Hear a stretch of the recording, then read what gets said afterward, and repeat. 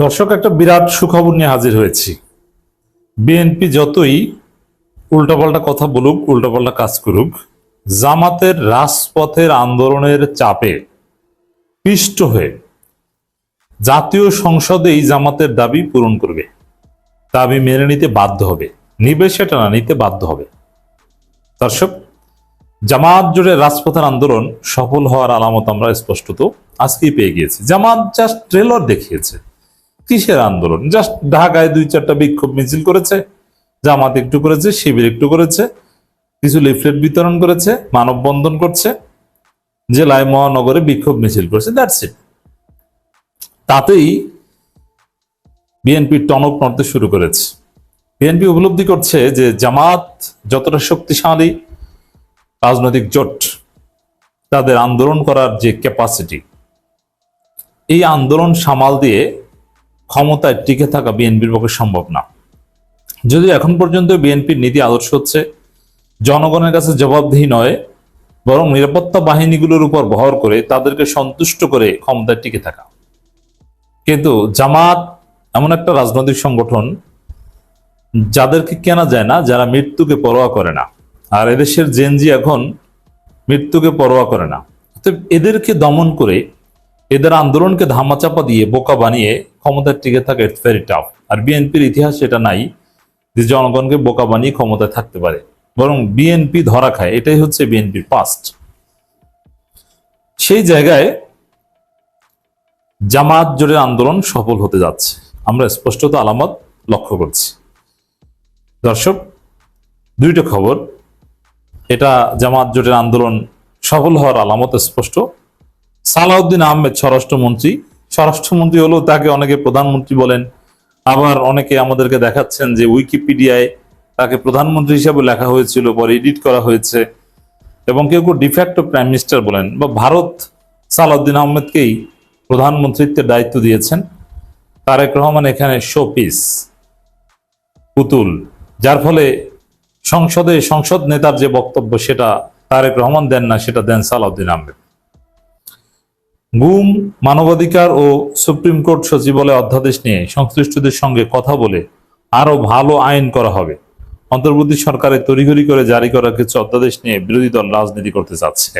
হ্যাঁ, বিরোধী দল রাজনীতি করতে চাচ্ছে, আর সেই রাজনীতিতে পিষ্ট হয়ে আপনারা বলছেন যে এটা আরো ভালো আইন করবো। হ্যাঁ, করেন।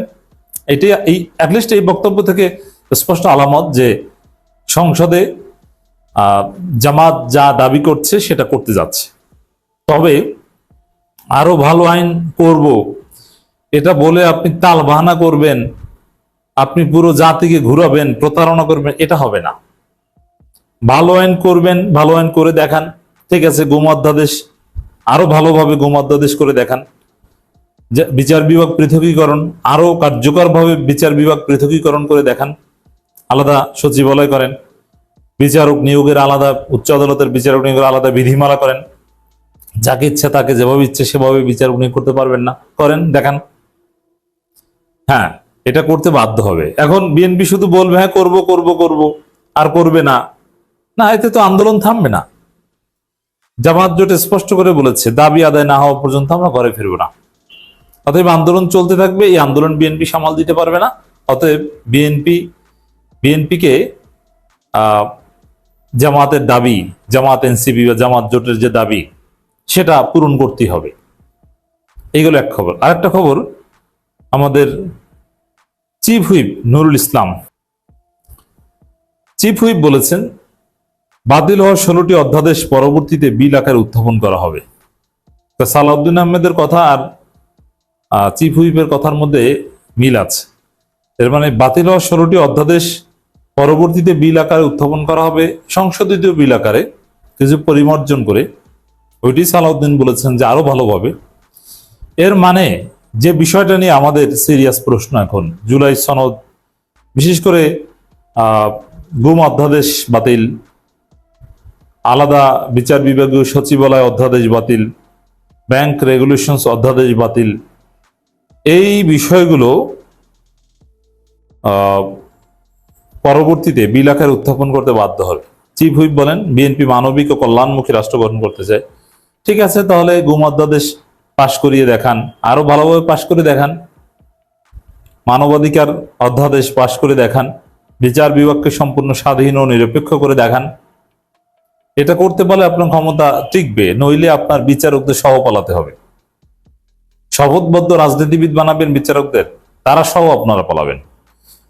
এখন জামাত জোটের আন্দোলন যে বিএনপি এগুলো বাতিল করেছে, এই অভিযোগই তো আন্দোলন না, বাতিল করে তারা টিকতে পারবে না। তারা এগুলো এই দাবি পূরণ করতে এগুলো বিল আকারে উত্থাপন করতে বাধ্য হবে। নইলে জামাত জোট যেভাবে 2 মাসের মধ্যে বিএনপির 12টা বাজিয়ে দিয়েছে, বিএনপিকে জাতির সামনে প্রতারক এবং ধান্দাবাজ বিশ্বাসঘাতক হিসেবে প্রমাণ করতে সক্ষম হয়েছে, এই এই অভিযোগের ভার সহ্য করে দেশ পরিচালনা করা বিএনপির পক্ষে সম্ভব নয়। অতএব এটা কিন্তু সুখবর। তবে জামাতকে আন্দোলন কন্টিনিউ করতে হবে এবং বিএনপির কোনো আশ্বাসে বিশ্বাস করা যাবে না যে আপনারা যেই দিন পাশ করাবেন ওই দিন আন্দোলন থামবে, তার 1 সেকেন্ড আগেও আন্দোলন থামবে না।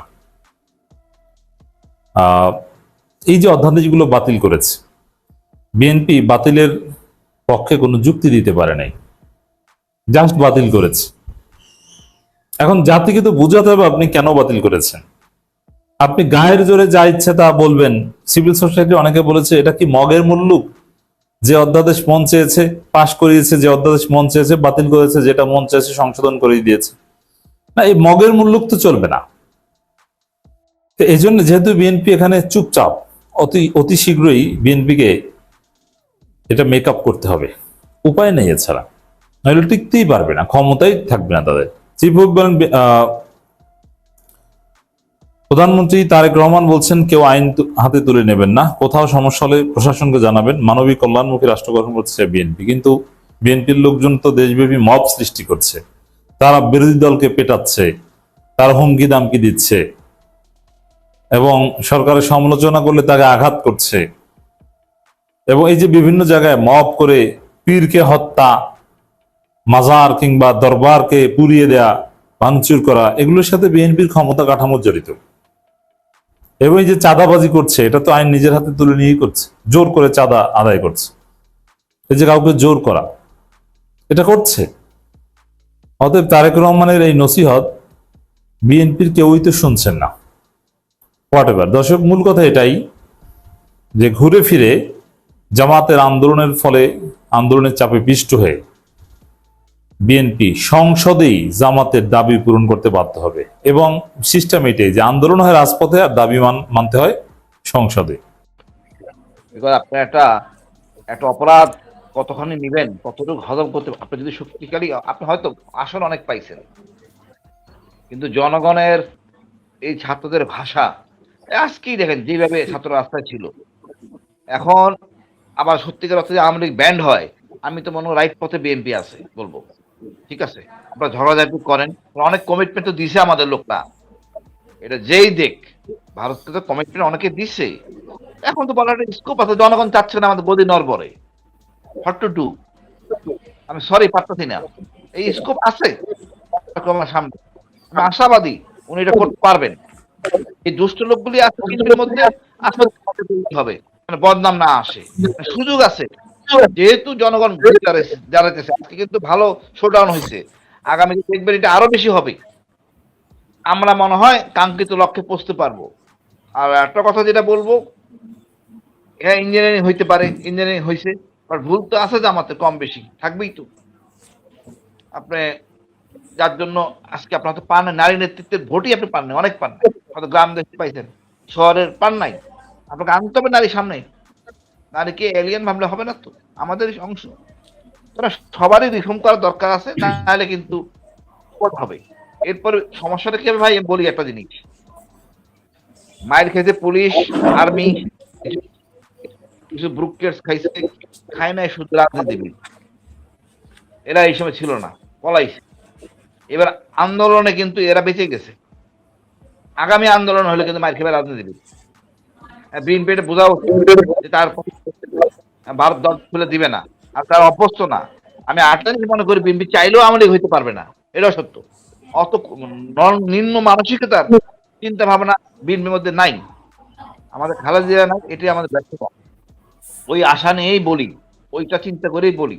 তারপরে আমি মনে করি আমাদের প্রধানমন্ত্রীর যে মিসেস, উনি ভালো বংশের, এবং মা মেয়ে ঘরের মধ্যে তো আলোচনা হয় দেশটা নিয়ে, কথাবার্তা হয়, এগুলো অনেক প্রভাব ফেলে।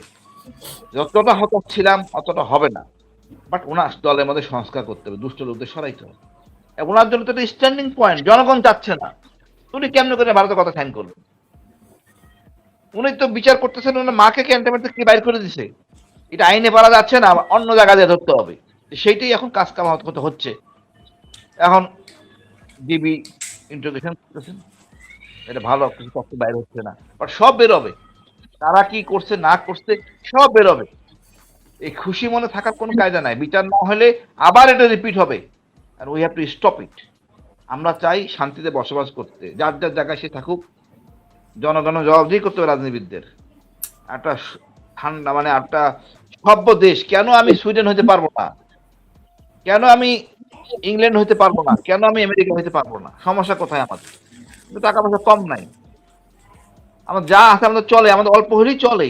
এই সুন্দর চাওয়া পাওয়ার দেশে অল্প জনগণকে খুশি করতে খুব বেশি একটু কষ্ট করতে হয় না, একটু জবাবদিহিতার মধ্যে নিয়ে আসলে আমার মনে হয় সবকিছু সম্ভব। বিএনপি ইন্ডিয়ান ভারত যত লাভালাভি করতেছে, কোনো লাভ হবে বলে আমার মনে হয় না, আমার মনে হচ্ছে না এখন। অনেক কথা আছে।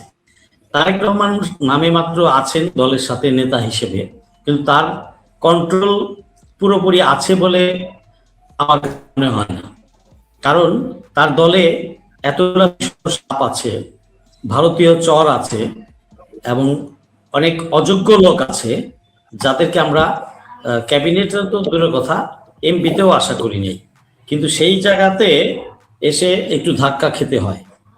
তারেক রহমান হয়তো তার বাবা মায়ের আদর্শ পালন করার চেষ্টা করবেন, কিন্তু এই যে তার দলে এত সাব কিছু এগুলা আছে, ভারতীয় দালাল আছে, এগুলার কারণে কতটা পারবেন সেটাই একটা বড় প্রশ্ন।